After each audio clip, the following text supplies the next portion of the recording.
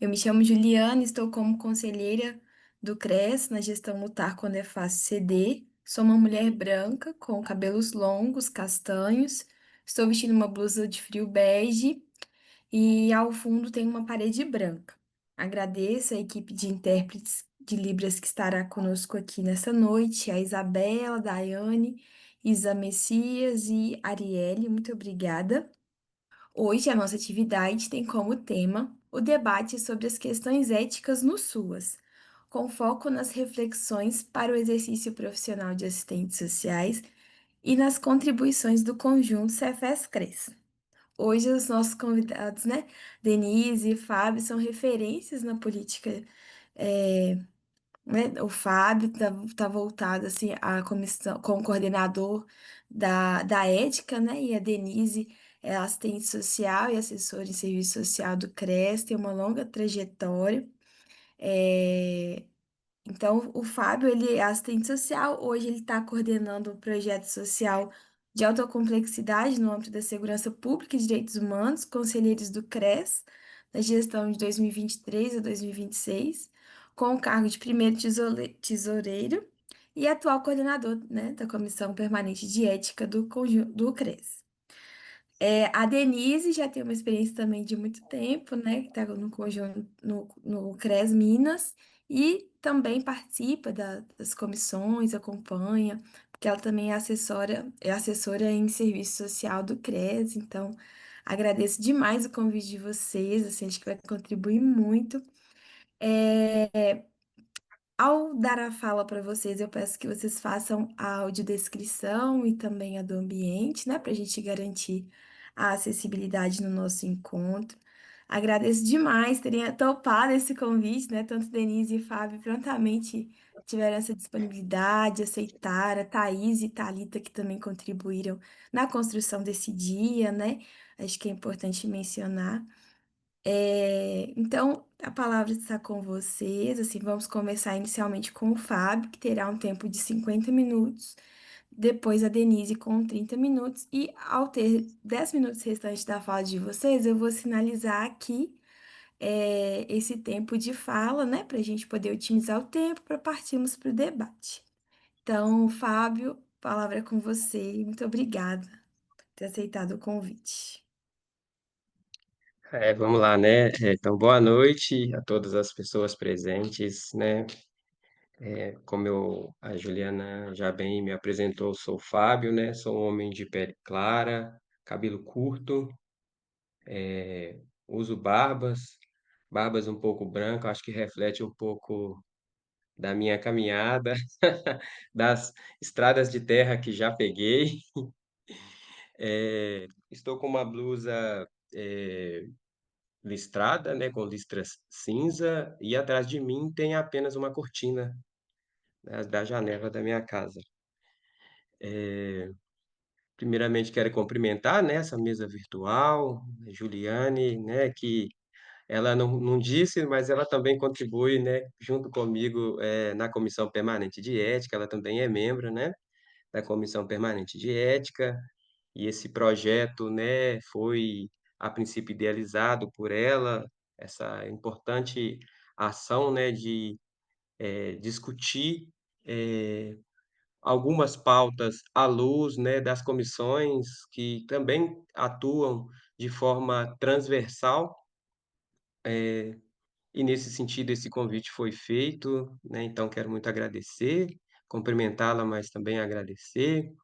Agradecer também Denise, né, que é uma companheira de luta e uma parceira, inclusive, de algumas ações, de algumas agendas aí, né. A gente sempre tem feito aí algumas dobradinhas, né, de trazer a comissão permanente de ética, né, a sua atuação na perspectiva, do Tribunal da Ética, juntamente, né, com a comissão de orientação e fiscalização, né, que atua também, né, nesse processo de acompanhar, né, a atuação, né, fiscalizar a atuação profissional.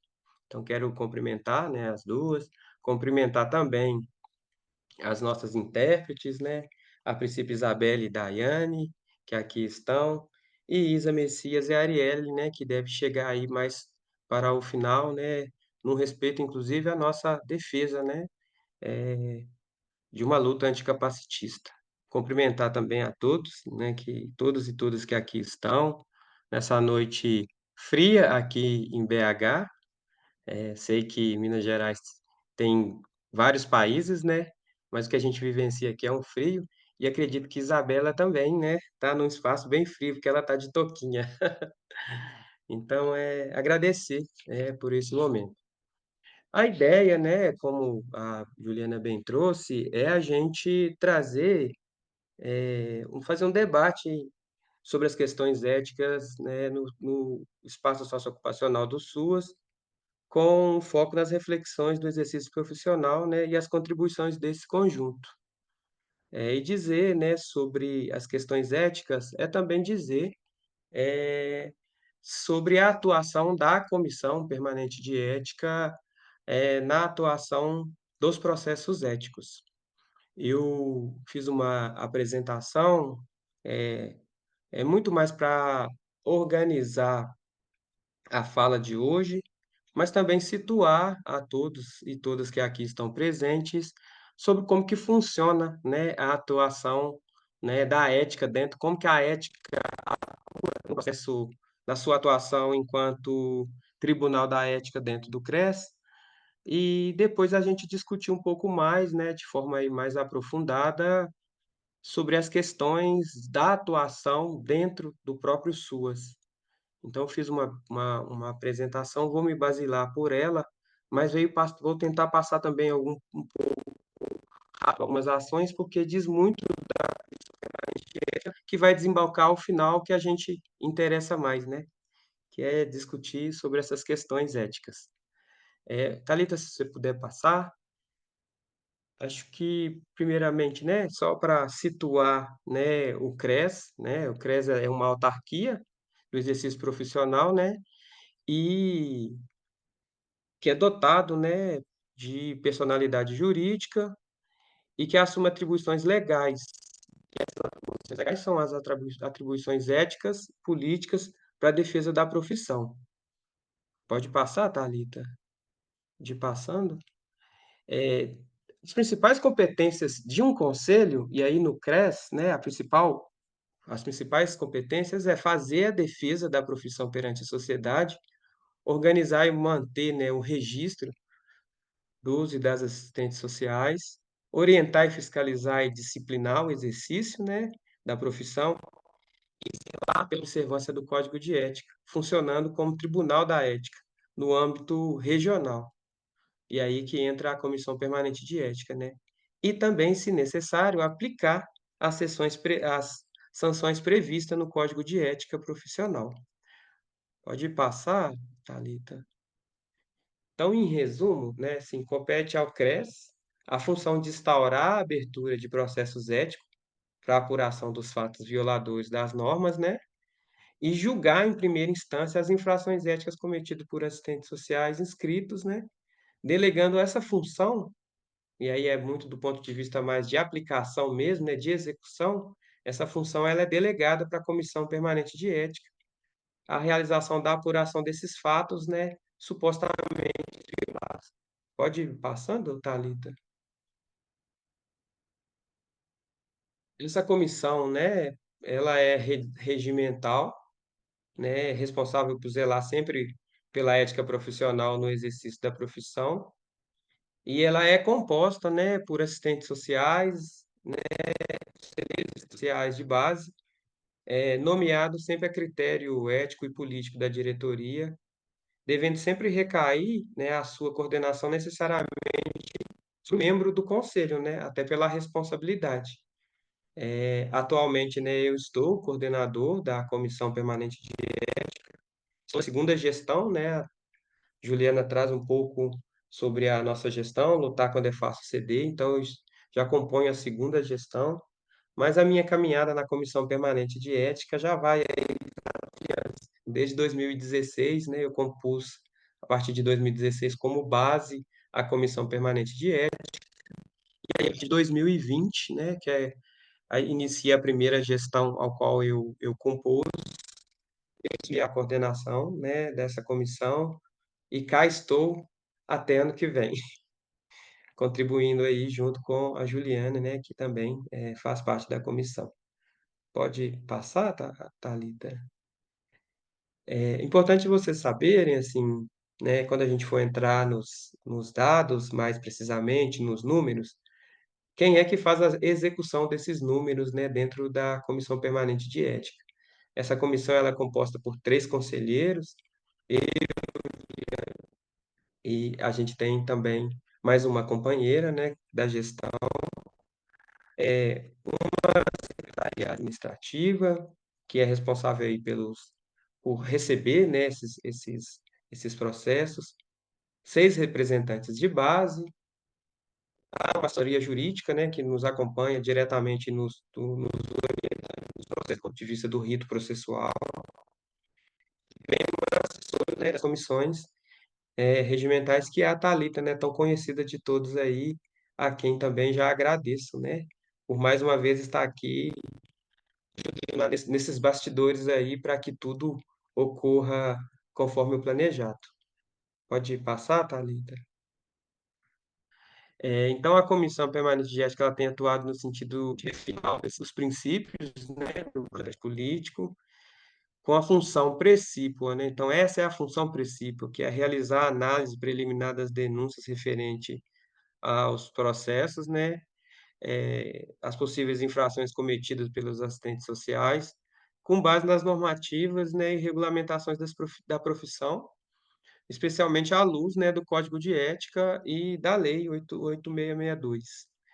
Pode ir passando, Thalita? A gente vai entrar assim rapidamente nos instrumentos processuais, que é aquilo que orienta a atuação da comissão permanente de ética, né? Em que pese a comissão ser uma comissão autônoma na sua atuação, mas a gente tem pressupostos, né, e instrumentos processuais que a gente precisa de seguir para que o processual tenha todo o cuidado necessário, né? Pode passar, Thalita? Eh, e dentro desses requisito constitucional, né, que todos os atos processuais devem sempre obedecer às formalidades legal e o rigor necessário para que produza os seus efeitos esperados, né? E caso contrário, o processo ele pode ser inclusive pela parte quanto pelo poder judiciário. Então esse é um cuidado constitucional que a gente precisa de respeitar e a gente deve respeitar, né? Pode passar. A tramitação, né, desse processo ético é regulado pelo Código Processual, então existe processual, né, do conjunto CEFES-CRES, instituído pela Resolução 660, e é amparado a esse Código Processual que a gente atua, né. Resolução 98, né, que dispõe sobre a realização de forma eletrônica, né, isso, a 988 é de 2022, como vocês bem vê, ela surge a partir, né, da situação que a gente passa, que o nosso país passa na pandemia, onde foi necessário, né, instituir uma forma dos processos serem conduzidos também de forma online. E se a gente precisa de seguir rigor constitucional, né, precisou também de uma resolução que nos autorizasse a atuar dessa forma. Então, o Código Processual, né, é um instrumento que regulamenta esses trâmites processuais e os ritos também observados pelo CRES, né, no curso do processo disciplinar. E também ele é atuado, né, pelo Cefes enquanto instância recursal.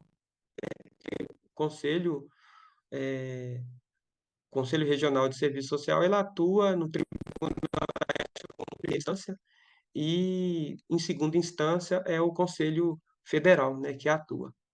Pode passar?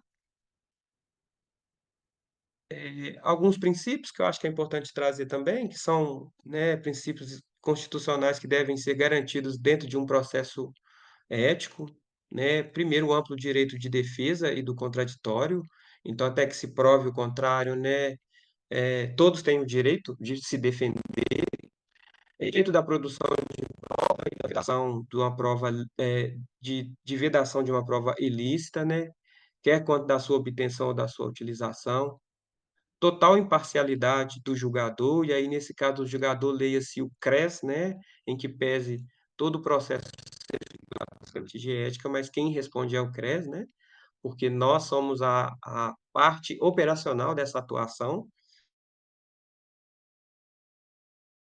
né, publicidade dos atos processuais, preservando a intimidade e o interesse social. Então é uma publicidade com cuidado, entendendo que os processos éticos eles também são sigilosos, né.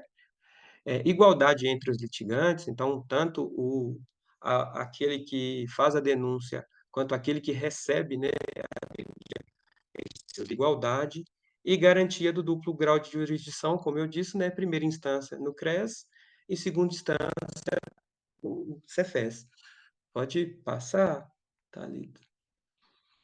Acho que um ponto que é importante, e aí a gente já começa a adentrar em questões que também têm a ver, né, com a pauta específica dessa noite, é que a ação, né, é indisponível. O que que significa isso, né? O processo disciplinar, ele é indisponível, ele é irrenunciável, por se tratar de uma matéria de natureza pública. Então a atuação do CRES, né, a defesa da profissão é de natureza pública.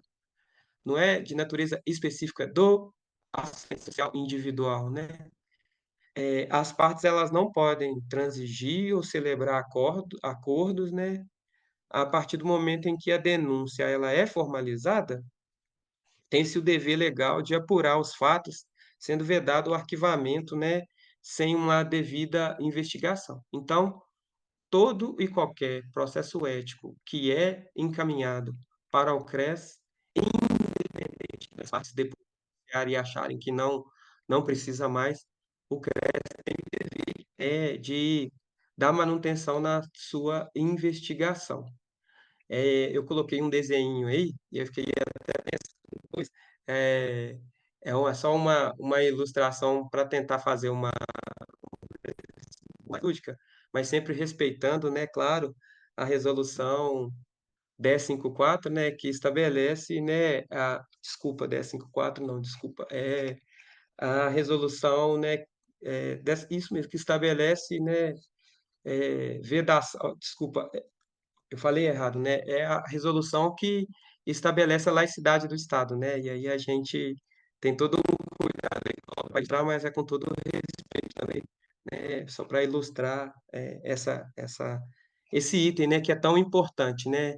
Claro que a gente tem prejuízos quando, as denúncias chegam e aqueles que denunciam resolvem não dar mais contribuição, e aí fica para o CRES a responsabilidade de dar continuidade no processo, de buscar provas, mas é a nossa atribuição e nossa responsabilidade, né, atuar nessa. Então a primeira fase, né, que é a fase pré-processual, é aquela que precede a instauração do processo, né.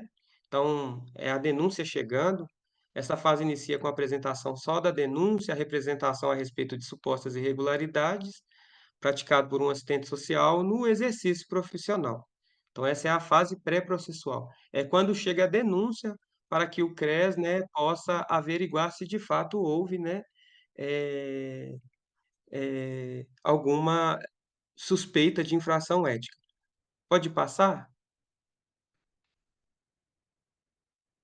Recebida então essa denúncia, né, a comissão permanente de ética vai analisar se ela se enquadra nas normas, né, e os critérios estabelecidos.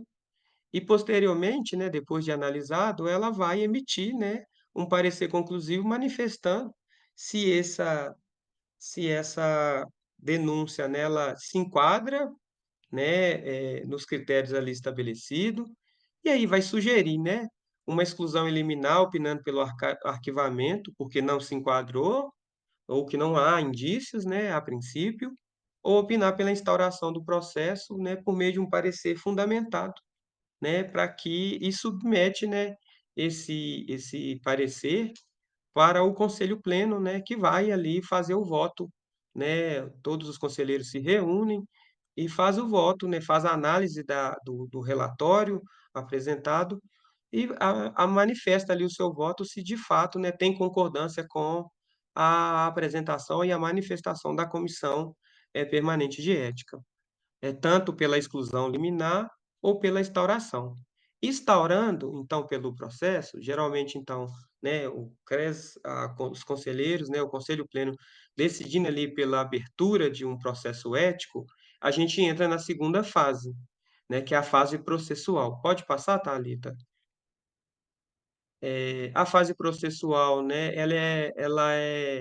ela se dá, né, a partir de uma decisão do conselho pleno, que institui logo uma resolução, né, instituindo uma comissão de ins de instrução que tem caráter, temporário e será sempre composta por 2 assistentes sociais de base, em pleno gozo dos seus direitos, né, sendo vedada, é claro, por razões óbvias, né, integrantes dos conselhos regionais e federal ou, né, também agentes fiscais. Então essa comissão ela é exclusivamente composta por assistentes sociais de base.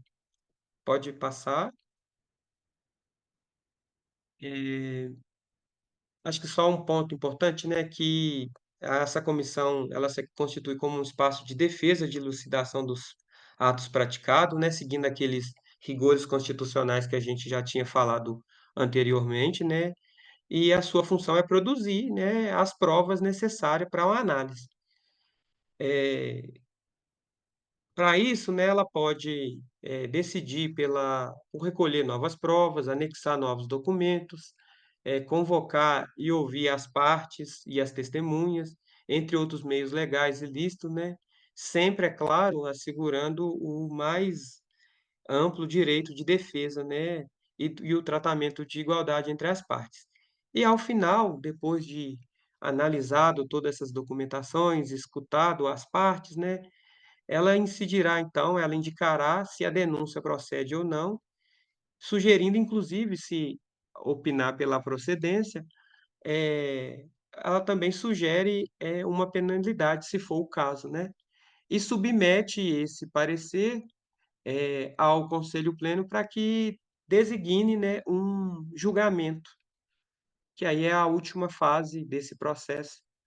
E eu já estou finalizando para entrar na parte que mais nos interessa, né, mas que é importante você saber toda essa trajetória, essa caminhada de um processo ético aqui dentro, né, do próprio, CRES. Pode passar, Thalita? O julgamento, né, é uma atribuição exclusiva do conselho pleno.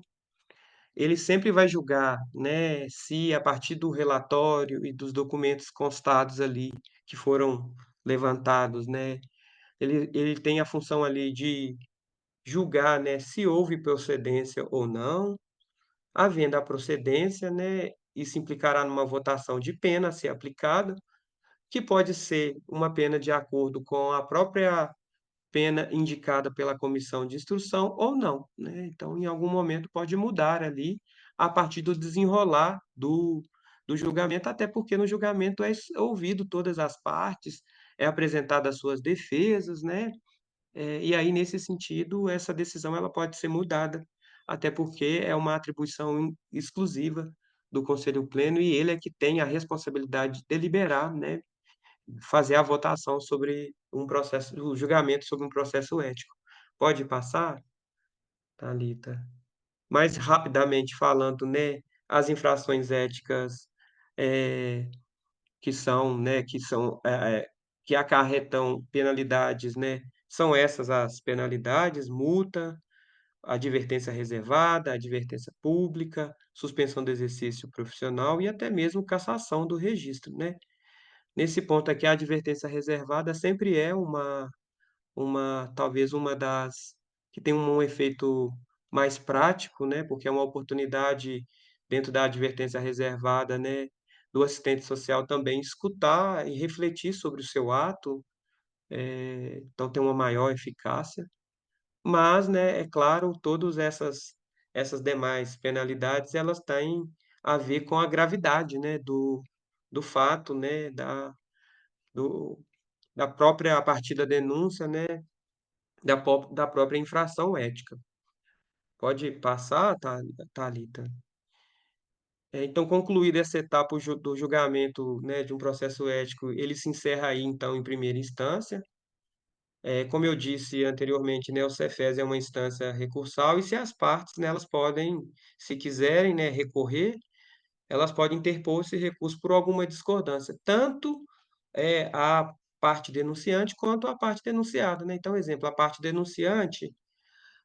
denunciada foi absolvida no julgamento, e a parte denunciante pode não concordar e acionar a segunda instância. E o contrário também, né, a parte denunciada, né, ela pode também, acionar a segunda instância.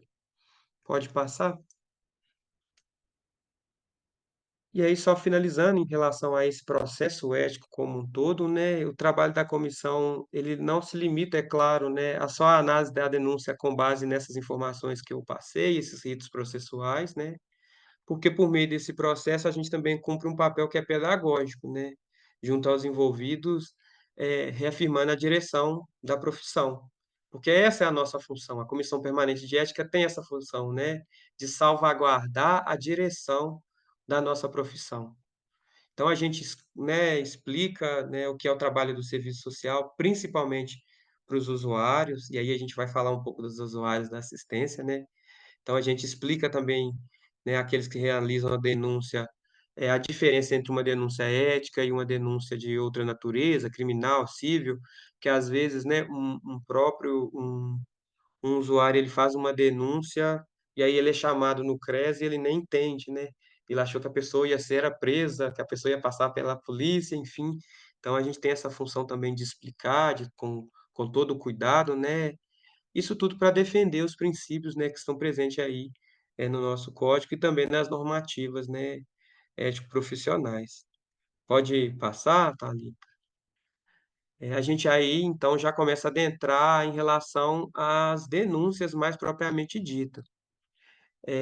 O objeto aqui é falar sobre as denúncias vinculada ao campo, da assistência social, né, mas é importante também dizer que não é só na assistência, né, que a gente recebe, em que pese vocês já conseguem ver aí, né, nesse primeiro slide, que o maior número, o maior percentual é de fato na assistência social. Então a gente teve eu juntamente com a equipe aqui da ética, né, pensamos em fazer um levantamento com um recorte que tem a ver com o histórico dessa gestão, mas também o histórico da gestão anterior, porque a gente trabalha num processo de continuidade, né. Então, quando a gente vai ver em janeiro de 2023, era outra gestão que se iniciou com essa gestão agora em maio, né, de 2023. Então a gente fez esse recorte para tentar pegar uma continuidade, inclusive, de um processo de gestão, mas não só de um processo de gestão, né, de um escopo de uma comissão permanente de ética, né, assim, de uma perspectiva de uma análise, de todo um trabalho que tem sido feito na perspectiva de apresentar, né, que existem processos éticos que as pessoas elas podem, né, e devem fazer as suas denúncias, que essas denúncias elas vão ser apuradas aqui com todo cuidado, sigilo, rigor e respeito às partes, né. Então, do levantamento que nós fizemos, nós temos aí, um número considerável, né, de denúncias que chegaram nesse período.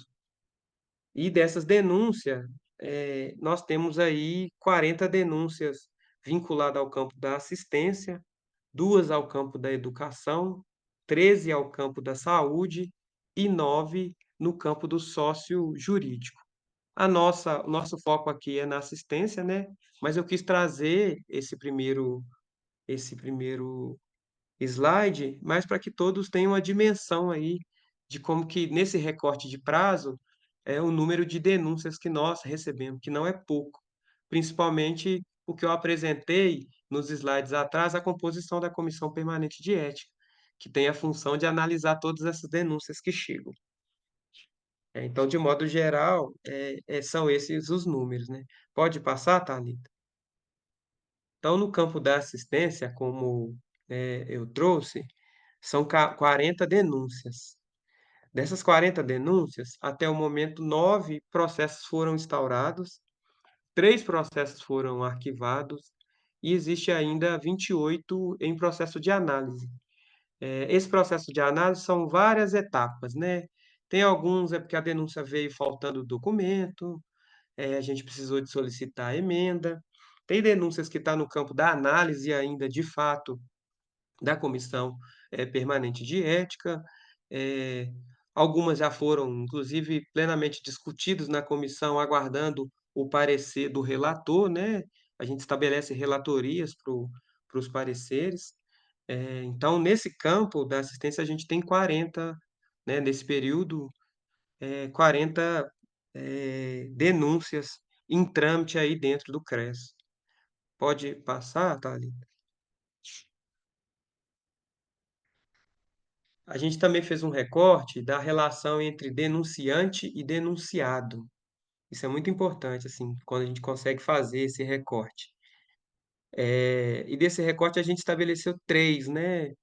Chefia, assim, eu acho que tem mais relação no campo, também que é um campo que a gente também identifica muito, né. Chefias, juízes, Ministério Público, Conselho de Assistência Social, né, estadual de assistência, profissional com profissional. E aí, quando a gente fala de profissional com profissional, são também, profissionais de serviço social que podem fazer as suas denúncias, mas também outras profissões, né. No campo aí da assistência, a gente atua mais diretamente com o campo da psicologia, né, enfim. Então a gente teve aí 14. E aí o mais maravilhoso, que eu acho que a gente sempre, né, na ética a gente sempre acha muito importante, é a denúncia do próprio usuário, né. Que aqui a gente teve aí dessas 40, 22 denúncias, né, sendo realizado pelo próprio profissional, né, desculpa, pelo próprio usuário da assistência.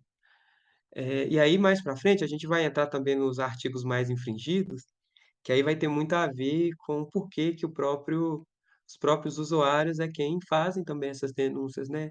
Porque é os que lidam no dia a dia com a precariedade, inclusive, né, dos espaços socioocupacionais, da falta de cuidado, né, do próprio assistente social, de não conseguir visualizar ali que em que pese as fragilidades que a gente já de antemão identifica, e acho que Denise vai poder trazer um pouco mais, eh, dentro desse campo, dessa precariedade, né, desse pouco avanço na política pública, sobretudo a política de assistência social, ainda assim o assistente social tem o dever de zelar pelo cuidado dos seus atendimentos com os seus usuários, né. Sobretudo porque se a gente, enquanto classe trabalhadora, se depara num espaço socioocupacional com as fragilidades que lá se tem, imagina para aquele que é usuário dessa política. Né, então, é nessa perspectiva que a gente também entende que é muito importante quando chega, né, um número grande de usuários fazendo as denúncias. Pode, passar, Thalita? Aí, como eu disse, os artigos mais infringidos, né. E aí, tem uma gama de artigos. A gente vai ter sempre um número maior, o artigo 3º e o artigo 4º, né, até por razões, posso dizer que óbvias, né, assim, dentro do código de ética, os primeiros artigos, artigo de deveres e vedações é o 3º e o 4º, né, e esse A é desempenhar suas funções com eficiência e responsabilidade. Então toda vez que tem um indício de infração ética, principalmente, né, se feriu ali um dever, e o primeiro dever é o de desempenhar sua função com eficiência e responsabilidade. E também o quarto, né, que tem a ver com as vedações. E aí aqui a gente vê um número maior, eu não sei se todos estão conseguindo ver, né, assim, porque o núme a letra está pequena, mas diz respeito à transgressão de qualquer preceito desse código de ética. Então quando tem uma suspeita, tem uma transgressão, né. E aí a gente tem depois um número um pouco maior também, vinculado aí ao artigo 6º, né, e o artigo 6º, a linha A, que aí sim tem muito a ver com o campo de denúncia vinculada aos usuários, que é o artigo 6º é: "Exercer sua autoridade de maneira a limitar ou cessear o direito do usuário de participar, e decidir livremente sobre seus interesses". Isso aqui daria um livro para a gente dialogar aqui, né. Como a minha função foi muito mais trazer os dados, suscitar esses levantamentos, eu acho que no segundo momento a gente consegue discutir mais. Mas faço questão de fazer a leitura desse artigo 6º, porque esse intimamente está ligado às denúncias vinculadas aí, perpetradas pelos usuários. Tem também aí o princípio segundo, né, que é a defesa intransigente dos direitos humanos e a recusa do arbítrio e do autoritarismo, né, que também ele se coloca aí como um ponto muito importante, né. A premissa da atuação do assistente social é defender de forma intransigente direitos humanos, e sempre recusar o arbítrio aí do autoritarismo. Aí depois a gente vai tendo alguns outros, né, o artigo 5º, que aí vem um número um pouco menor, né, que é garantir a plena informação e a discussão sobre a possibilidade e consequências das situações apresentadas, respeitando democraticamente as decisões dos usuários, mesmo que seja contrário aos valores, né, e às crenças individuais, resguardar os princípios desse código, né. Esse também é um artigo, né, que está vinculado ao grupo da denúncia vinculada aos próprios usuários, né. Quando se fala aí da garantir a plena informação, essa é uma função princípio do assistente social que está na atuação, né, com o seu público, com os seus usuários, né.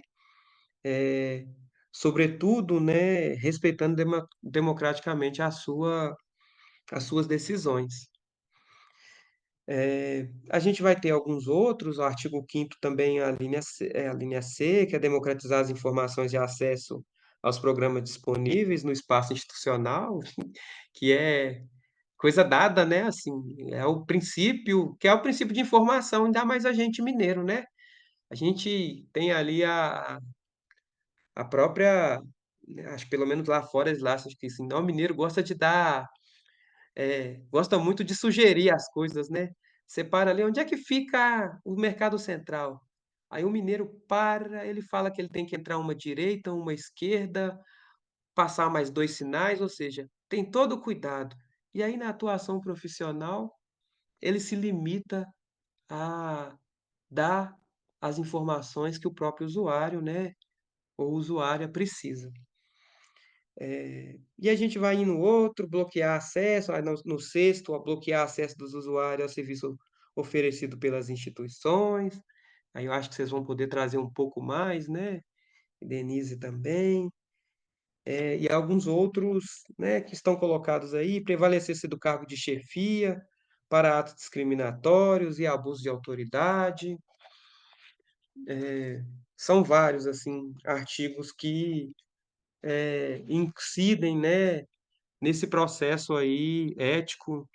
É claro que os artigos aqui mais infringidos, né, tem a ver com as denúncias que chegam, né, não tem a ver somente com as denúncias que foram, né, só instaurados os processos. Isso é uma recorrência, né, a suspeita de infração ética sobre esses artigos, né, são todos colocados sempre para a gente, nós temos aí a função, né, de fazer a análise, né, com cuidado, rigor, respeito às partes, né, principalmente quando uma das partes são os usuários que fazem as suas, denúncias. Pode passar, Thalita? Eu já estou chegando também na minha parte final, né, e queria trazer um pouco do desafio para a nossa comissão, né, de ética que tem, né, o como desafio fortalecer, né, o debate acerca da centralidade da ética profissional, né, seguindo os princípios éticos, né, e políticos da profissão, e também, sobretudo, né, junto com a categoria, para que essa atuação ela não interprete apenas, princípios normativos e deveres profissionais, né, em que pese o que eu trouxe aqui são os princípios, as normas, os deveres, mas o nosso desafio também é que os valores, né, que identificam o projeto societário defendido pela nossa profissão, seja o princípio da nossa atuação. Porque nenhum de nós aqui nesse espaço, e aqui eu falo nenhum de nós mesmo assistentes sociais, estamos livres de receber um processo ético, sobretudo porque alguns processos éticos, eles emanam das relações de trabalho, que não necessariamente têm a ver com a violação à sua atuação profissional. E por isso que a gente fala lá, né, aquela hora que eu coloquei aquele desenho e tentei trazer um pouco da laicidade, que é isso, né, no espaço de trabalho, espaço de disputa também, alguma atuação pode ser interpretada como violação ao código de ética. Mas se nós atuarmos, né, se a nossa atuação ela for no sentido de fazer a defesa de um projeto societário, que é o projeto da nossa categoria, a gente pode até receber processo ético. Mas quando chegar aqui na comissão e também no CRES, provavelmente essas denúncias vão ser, como é que eu posso dizer? Elas não vão dar andamento, né, elas vão parar aí na primeira etapa, que é desses processos. Então esse é o desafio que a gente traz, da importância da nossa atuação, né, do nosso dever em seguir, é claro, esses princípios normativos, é claro que eu acho que a gente vive num mundo de regras, né, mas que se a gente tem como pressuposto valorizar o nosso projeto societário, né, essa categoria ela tem um projeto societário a se defender. Então, se a nossa atuação é com base nessa defesa, as normativas são apenas roteiros norteadores da nossa atuação. Pode passar, Thalita? Eu acho que é isso, assim, né. Pode passar também, Thalita? De antemão, né, já agradeço, né, pela paciência, até porque a gente traz um pouco dos dados, e esses dados é que vão subsidiar essa discussão, mas é importante que esses dados não venham só soltos, né, não é só dados. Tem todo um trabalho, né, de uma comissão e também do CRES, para que esses dados se transformem, né, nessa discussão que a gente pretende fazer nessa noite. Obrigado e peço desculpa também pela câmera. Quando a Denise iniciar a fala, eu vou fazer a troca aqui do espaço para facilitar.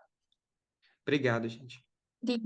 Obrigada, Fábio, pelas contribuições. Eu acho que é muito importante, assim, o que você traz, porque quando eu faço convite para você e para Denise, é muito nesse sentido mesmo, assim, pensando que o que chega, como eu estou nas duas comissões, né, na comissão de assistente e na comissão de ética, eu percebi o volume que era e o quanto que a gente precisava trazer essa discussão de uma forma mais ampliada, né? Quando você fala que são 40 denúncias e demonstra essa estatística, especialmente na política de assistência social.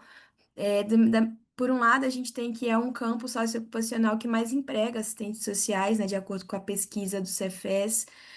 Mas, por outro lado, também a gente tem um histórico, né, um resquício de uma história muito vinculada com bases conservadoras, assistencialistas, clientelistas, autoritárias, que hoje também é um passado que ainda se faz presente, que a gente precisa discutir isso, até para levar os rumos da profissão.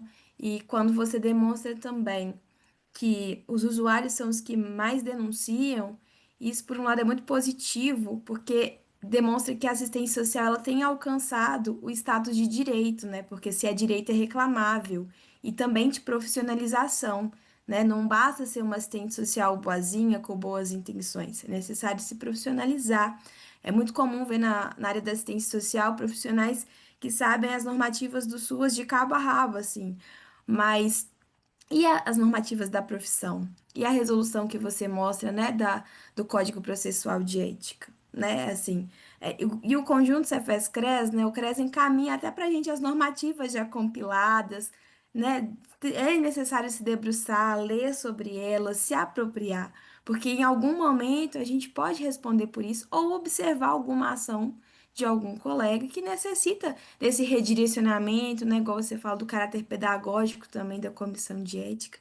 E aí, dentro dessa perspectiva, é muito importante a fala da Denise agora, porque vai trazer para a gente, né, como que o conselho tem contribuído, né, para fortalecer a orientação e a fiscalização da categoria profissional. Então, agradeço mais uma vez, Denise, por ter aceitado o convite. Denise é uma referência para nós. Então, Denise, está com você a palavra. Muito obrigada. Obrigada, Juliano, pela atenção, cuidado aqui. Vou fazer minha audiodescrição. Eu sou uma mulher branca, uso óculos de armação branca, estou usando uma blusa que a parte de cima é vermelha. Eu estou num ambiente institucional de trabalho, então aqui ao redor pode ser que apareça computador, uma janela de um prédio alto, que é a sede do CRES aqui em Belo Horizonte.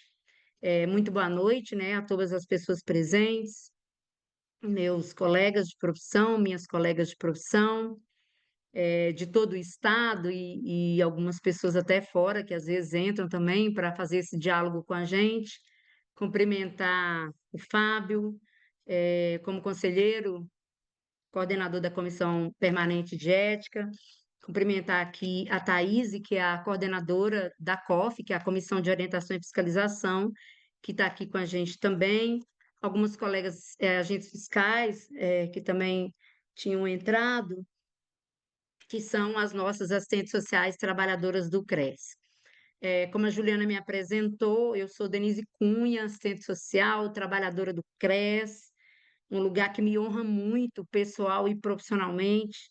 Eu tenho uma atuação longa no CRES como trabalhadora, já tenho algumas décadas por aqui, e eu tenho uma função aqui de assessoria técnica, em serviço social, ocupando o cargo de coordenação técnica, técnico-política, que chama o cargo, na verdade, e tenho na minha coordenação, eu faço o processo de gestão dos setores de orientação e fiscalização e também o setor de registro. Então, são, em tese, as duas portas de entrada, né, aqui no CRES, para a profissão. Você entra pela porta do registro e continua no CRES aqui, a partir do setor de orientação e fiscalização. Então, as contribuições que eu quero trazer, pessoal, é no sentido mesmo de incomodar, né? De trazer a gente para esse lugar, o quanto que a Comissão Permanente de Ética ela tem um papel fundamental que é de socializar esses dados com relação às denúncias éticas que entram no CRES, que diz muito sobre a gente, sobre a nossa profissão, sobre cada uma e um de nós.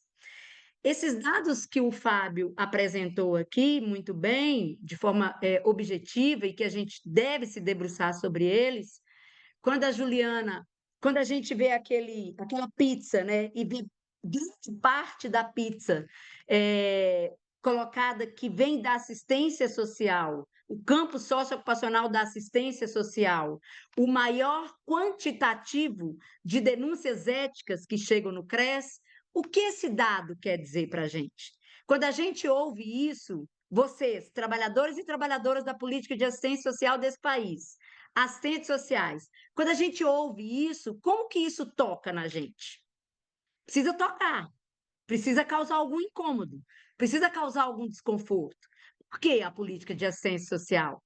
A Juliana trouxe uma variável, que é uma variável muito importante, que é, hoje, o campo socioocupacional que mais emprega assistente social.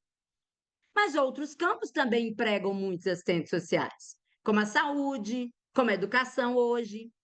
Então, efetivamente, a gente está dizendo do quantitativo, e que por isso o volume, em tese, pode ser maior, ou também o outro lugar que a Juliana traz de análise, que é muito importante, que é historicamente o lugar da assistência social, que ganhou status de política pública muito recentemente. É uma política pública nova. Então, quando a gente chega lá nesse lugar de trabalho, que é o lugar da política de assistência social, será que a gente também está levando para esse lugar essa mesma imagem social dessa política pública? Que é o lugar que nos cabe como moças boazinhas, como aquelas que vão ajudar. Chegou a assistente social, graças a Deus, não é assim? É a que vai ajudar. Então, é esse lugar do incômodo que a gente precisa se colocar nessa noite de hoje. Então, nesse sentido, eu já quero cumprimentar a Comissão de Assistência Social por ter provocado as outras duas comissões a trazerem esse debate, porque efetivamente é um debate muito importante, né?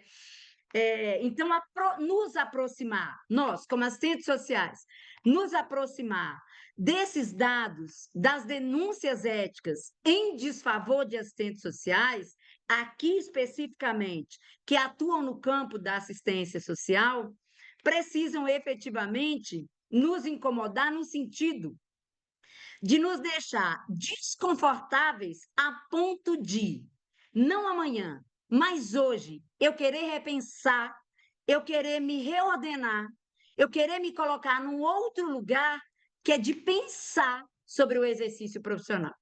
Vocês vão dizer assim: olha, minha cara colega Denise, é muito difícil, porque o nosso dia a dia é muito pesado. Eu sei, minha gente, eu tenho 34 anos de profissão, é pesado mesmo. A nossa rotina profissional é uma rotina pesada, né? Os nossos campos de atuações, no geral, são espaços pesados, né? De intervenção profissional. Na maioria das vezes, a rotina, ela nos consome, ela nos engole. Não dá tempo parar para pensar e planejar a intervenção profissional. É fato? Obviamente que eu sei que é. A gente sabe que é. Entretanto, não é deste lugar que eu vou ficar. Eu, vocês, todos nós, vamos ficar justificando a existência da conduta profissional desalinhada dos fundamentos dessa profissão. Não pode ser por essa razão. Então, no dia a dia, me cutucar, me beliscar com esse incômodo e pensar estrategicamente em fazer perguntas como: os fundamentos dessa profissão, que eu aprendi na formação e que eu continuo aprendendo no processo da minha formação contínua, porque não tem como ser assistente social e não fazer a formação contínua, né? O nosso universo de atuação e de intervenção profissional exige atualização contínua para nós. Então, efetivamente, os fundamentos dessa profissão estão na perspectiva de contribuir com o pensar do agir profissional? Na dúvida, diante da dúvida na intervenção profissional, porque não há quem não tenha dúvida no exercício da profissão, isso é comum a qualquer profissão, a todas nós, independentemente do tempo de formação profissional e da capacidade teórica, técnica e política, em alguns momentos, em algumas situações, bate a dúvida do que efetivamente fazer. Diante da dúvida, eu paro e me subsidio de pensar em intervenção profissional por onde? Na política pública? A Juliana disse aí que boa parte de quem atua nesse campo tem as normativas do SUAS na ponta da língua, tem as normativas do SUAS como baliza o tempo todo para intervenção profissional. Mas nós estamos falando de denúncias éticas. Então, eu preciso correr lá e me orientar a partir do Código de Ética Profissional, das resoluções emitidas pelo Cefes que dão direção, orientam para o exercício profissional. E a pergunta diária para nós que se apresenta, ela precisa ser: em quais valores éticos eu tenho pautado a minha atuação profissional? Em que projeto de profissão eu tenho pautado a minha atuação profissional? Em que defesa de projeto de sociedade eu tenho pautado a minha intervenção profissional? Essas perguntas, elas precisam nos ser feitas por nós mesmos. Não quero ninguém me mandando, como diz o outro, ninguém do meu lado dizendo: você precisa pensar nisso e tal. Aqui a gente está no campo do diálogo. A gente está aqui, eu, o Fábio, a Juliana, estamos no lugar de instigar o pensamento, de instigar a reflexão. Mas no dia a dia, no geral, sou eu comigo mesmo ou eu com minha equipe, ainda que ela seja multiprofissional. que ela não tenha lá só assistentes sociais. Esse pensar coletivamente o exercício profissional é o que vai nos dar a perspectiva da competência coletiva, que o Maurílio tanto traz para a gente, como uma lógica de pensar. Não adianta a lógica da competência individual, porque ela fica restrita ao sujeito. E se o sujeito sai, a imagem da profissão pode sair junto com ele. A construção coletiva do fazer nos traz a possibilidade, dali, criar-se o conceito da competência coletiva. E isso é tão fundamental para a gente em qualquer campo socioocupacional. E aí, o tempo todo da pergunta e a resposta que a gente precisa se dar como direção é: o Código de Ética do Assistente Social, obviamente nós estamos falando do Código de Ética de 93, é um instrumento jurídico normativo, como o Fábio muito bem colocou, que define os nossos direitos, deveres e vedação. Então, eu preciso saber de cor quais são meus direitos, meus deveres e as vedações colocadas no Código de Ética Profissional. Gente, a não ser que você esteja estudando para concurso, e aí você vai querer. Como é que fala? Nossa, fugiu a palavra. Fora. Mas nós não estamos falando disso, não. Nós estamos falando de um instrumento jurídico, normativo, que precisa estar na cabeceira da minha mesa de trabalho, não é cabeceira da cama, não. É a minha cabeceira de trabalho, para que eu possa consultar quando me vier a dúvida do que fazer e de qual caminho seguir. Porque ali eu vou encontrar as previsões de direitos como profissional de serviço social, dos meus deveres como profissional de serviço social, está vedado a fazer como profissional de serviço social. E o mais importante, que lá vai estar consolidada a base, os valores, os princípios éticos que justificam a defesa dessa profissão de uma determinada visão de mundo, de ser humano e de sociedade. Então, quando eu me atenho ao Código de Ética Profissional para identificar direitos, deveres e vedações, ao me debruçar sobre esse instrumento jurídico normativo, eu trago com eles a visão de mundo, de sociedade e de ser humano que essa profissão defende. Isso é o que vai trazer sustentação para o exercício profissional e para uma intervenção profissional alinhada ao projeto de profissão que a gente defende. E aí, a pergunta a ser feita por cada um e uma de nós é: e quando é que o comportamento profissional antiético acontece? Em que momento que eu posso virar alvo de denúncia no CRES, seja pelo usuário, seja por um colega de profissão, seja por outras categorias profissionais, seja por profissionais do sistema de justiça, que também aparece muito, como a gente viu lá nos dados, mas efetivamente parece que o que mais não é a palavra incomodar mesmo, o que mais incomoda e que deverá mesmo incomodar é quando essa denúncia vem do usuário. Porque nós estamos falando do sujeito que é alvo da minha intervenção profissional. Então, em que momento que o meu comportamento profissional se tornou antiético? Que momento que esse comportamento profissional antiético aconteceu? Eu não vou saber dizer em que momento, mas a gente, especificamente do ponto de vista concreto. Mas com certeza eu vou saber dizer que acontece exatamente quando a gente, como assistente social, se afasta desses valores e princípios colocados no Código de Ética Profissional, quando a gente se afasta dessa visão de mundo que a profissão defende, quando não nos atentamos às previsões de direitos, deveres e vedações postas no Código de Ética Profissional, é que a gente se coloca, como a gente costuma dizer, em risco ético na atuação profissional. Nós que estamos no setor de orientação e fiscalização aqui no CRES, a gente usa muito esse termo. Olha, cuidado que essa pode ser uma atuação que pode te colocar em risco ético. Esse termo risco ético é um termo que a gente precisa incorporar no dia a dia, no sentido de alerta. Será que isso aqui que eu estou fazendo, que eu estou escrevendo, que eu estou registrando, que eu estou me manifestando tecnicamente, me coloca em risco ético? Olha que exercício necessário da gente fazer lá no dia a dia da nossa atividade profissional.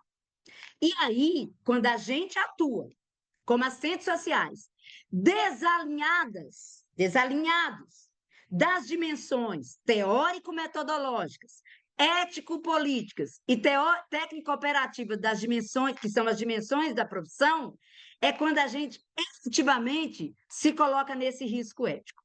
E diante, por consequência, da possibilidade de responder um processo ético por conduta profissional incompatível com as normativas dessa profissão. E aqui eu quero muito dialogar com vocês, porque, obviamente, eu penso em cabeça de assistente social, porque assim eu sou. Então, eu fico pensando que aí, nesse momento, do outro lado da tela, vocês estão pensando assim: Denise, parece fácil, mas não é. A gente, às vezes, não tem as condições éticas e técnicas apropriadas no ambiente de trabalho. A gente atende numa sala onde tem mais 10 lá dentro. A gente atende numa sala onde a porta não fecha e quem está na recepção escuta e eu posso ter o sigilo revelado sem que seja proposital. Isso é um problema? Obviamente que sim. Isso aparece todos os dias na nossa atuação profissional. A outra condição, a requisição indevida, tão amplamente divulgada por todos nós, tão amplamente falada e queixada por todos nós, que é aquela requisição feita pelo órgão empregador, pelas nossas chefias imediatas, em que a gente identifica aquela requisição como não sendo compatível com a profissão e com as normativas profissionais. Eu olho para aquela requisição e falo assim, mas gente, isso aqui não é meu, não. Isso aqui não é do serviço social. E aí a gente se coloca em dois lugares de possibilidades. Ou a gente vai olhar para aquela requisição e dizer assim: eu vou ressignificar esse negócio que estão me pedindo aqui, e vou fazer do jeito que o serviço social deve fazer. Ou então, eu identifiquei que não está no campo de competência e atribuição do assistente social. Assim eu vou lá e faço, porque foi uma ordem dada. O que vai acontecer? O que pode acontecer? Vir a ser denunciado e responder eticamente por uma conduta antiética, por uma conduta desalinhada dos fundamentos da profissão, por uma conduta que violou as previsões postas no Código de Ética Profissional. No dia a dia, esses enfrentamentos são fáceis? Obviamente que também não. Nós sabemos disso. E aí, como o Fábio muito bem colocou, ainda que a gente reconheça que não seja uma tarefa fácil, eu de verdade pergunto para vocês, não estou nem aí se vocês vão achar ruim comigo, mas quem que falou para vocês que seria fácil fazer parte dessa profissão? Nunca foi, minha gente. Estamos numa profissão difícil, no sentido da execução, e para aquilo que a gente é chamado e aquilo que a gente efetivamente deveria fazer, né?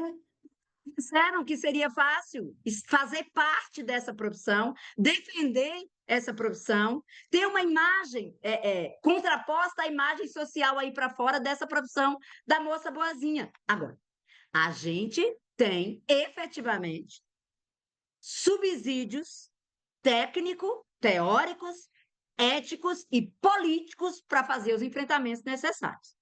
E é aqui que a gente entra. Nós todos. A gente cresce, institucionalmente falando, e a gente, cada um de nós.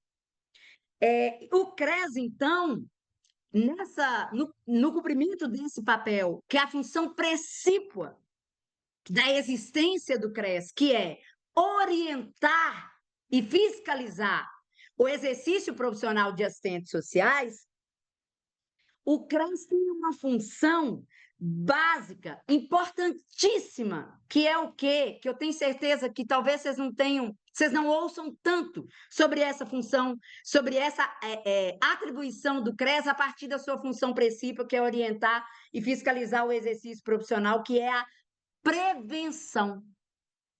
Você já tinha ouvido essa fala como uma competência do CRES promover a prevenção? Vou contar para vocês. Cada vez que a gente, quanto CRES, sai para realizar uma visita de orientação e fiscalização a cada um e uma de vocês, através das nossas competentes agentes fiscais, o que o CRES faz como tarefa é a prevenção. É nesse momento que o CRES vai até um e uma da categoria e dizer aqui, ó, vou lembrar por que a gente existe, que projeto de sociedade que a gente defende, que fundamentos são dessa profissão. Aqui nesse campo socioocupacional, você conhece a resolução tal? Quem já recebeu as visitas de orientação e fiscalização do CRES sabe muito bem disso.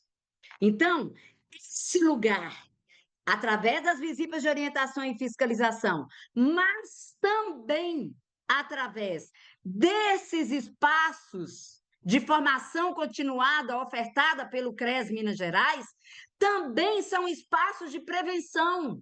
E nós não podemos abrir mão de acompanhar essas ofertas do CRES. O que vocês estão fazendo aqui hoje é um espaço de prevenção. E qual é essa perspectiva de prevenção? O que te acha que é isso que Denise está falando de prevenção? Quando a gente.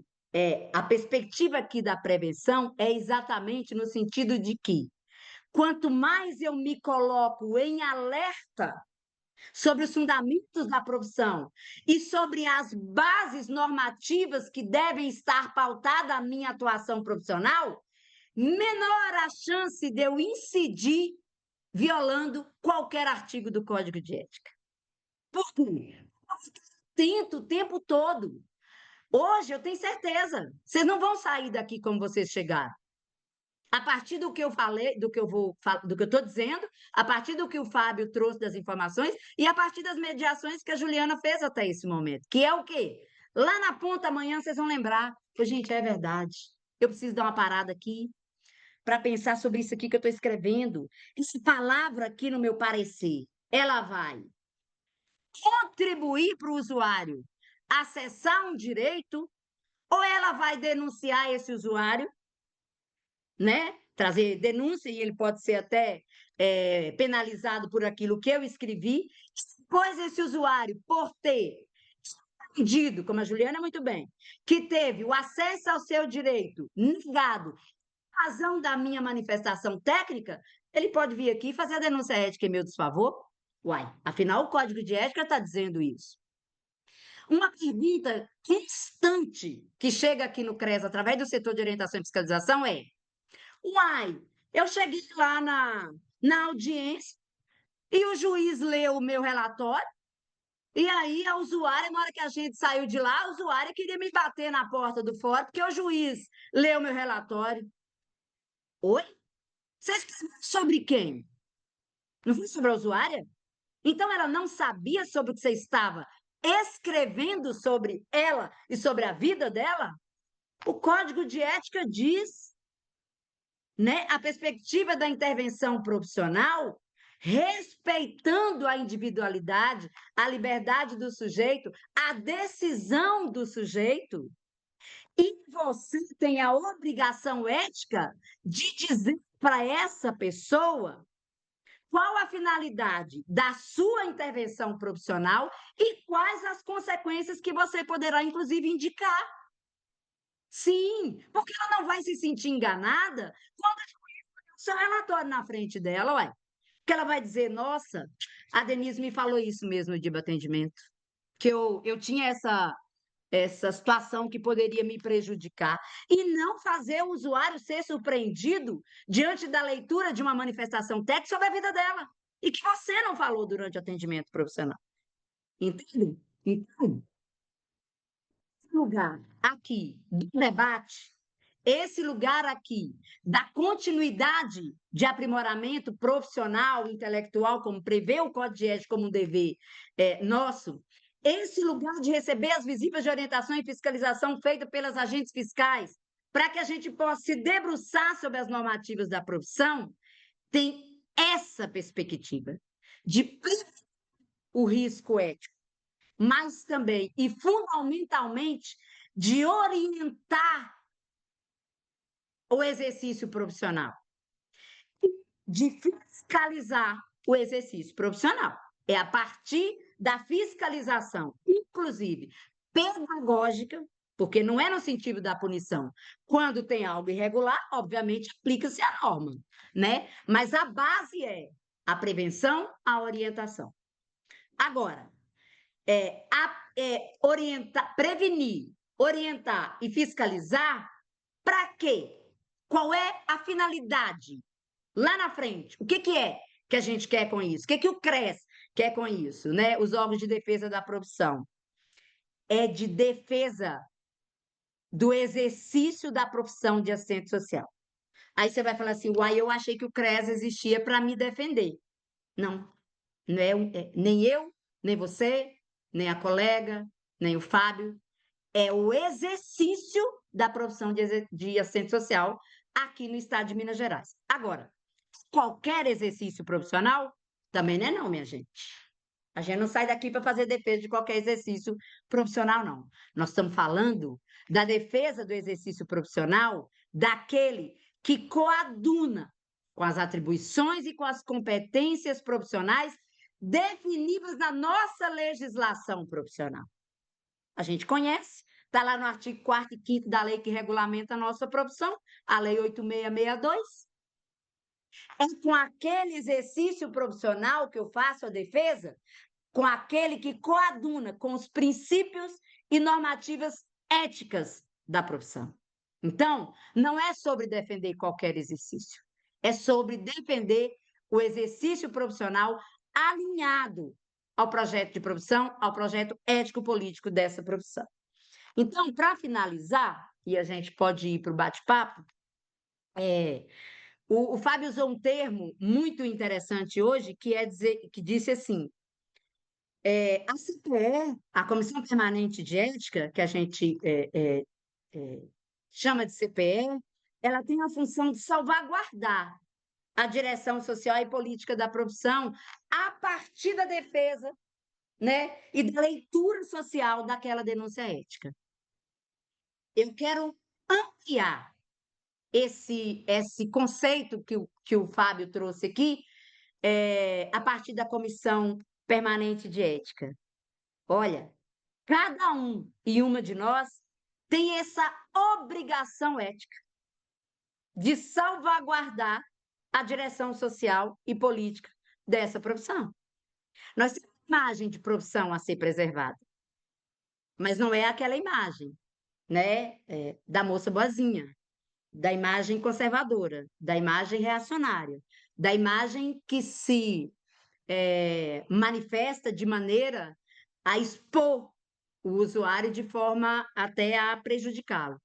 Mas a imagem de uma profissão socialmente comprometida com uma outra sociabilidade, justa, fraterna, igualitária, né? E especialmente com uma atuação profissional eticamente responsável e comprometida com os sujeitos que a gente atende.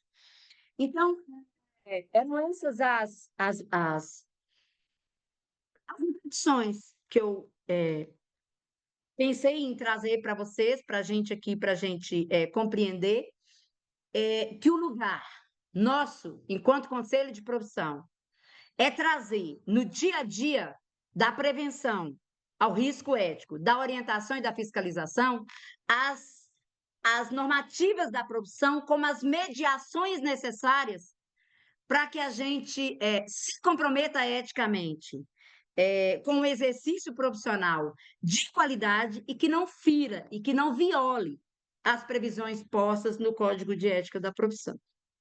Vamos para o debate, me coloco à disposição, agradecendo antecipadamente pela atenção de vocês. Muito obrigada.